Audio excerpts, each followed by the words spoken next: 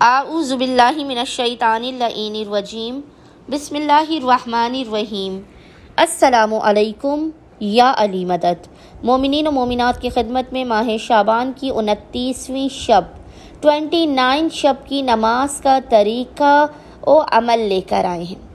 माह शाबान की 29वीं शब की नमाज इस कदर बाफ़ज़ीलत तरीन नमाज है कि रसूल खुदा सल्लल्लाहु अलैहि वसल्लम इस शब की नमाज की फ़जीलत बयान करते हुए कहते हैं कि जिस मोमिन व मोमिना ने माह शाबान की 29वीं शब की 29 शब की नमाज को पढ़ा, खुदावंद मुताल उसे मुज्तहिदीन का सवाब अता करेगा।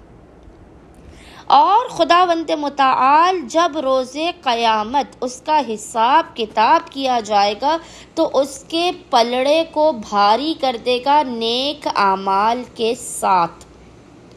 खुदावंद मुताल इस नमाज को पढ़ने वाले को पुले सिरात से बिजली से भी ज़्यादा तेज़ रफ्तारी के साथ पार करवा देगा। ये इस कदर बाफ़ज़ीलत तरीन नमाज माह शाबान की 29वीं शब की नमाज का तरीका बेइंतहा आसान है। कुल 10 रकत नमाज है, 2-2 रकत करके आपने 10 रकत नमाज पढ़नी है, जिसकी नीयत यही करनी है कि माह शाबान की 29वीं शब की नमाज पढ़ता या पढ़ती हूँ कुर्बतन इल्लल्लाह। अच्छा, अब नमाज का तरीका यह है कि इस नमाज की हर रकत में आपने अलहम्द के बाद, याद रखिएगा, हर रकत में आपने अलहम्द के बाद 10 मरतबा 10 टाइम्स सूरह तकासुर की, 10 मरतबा सूरह फलक की, 10 मरतबा सूरह नास की और 10 मरतबा सूरह इखलास कुल हुवल्लाहु अहद की तिलावत करनी है।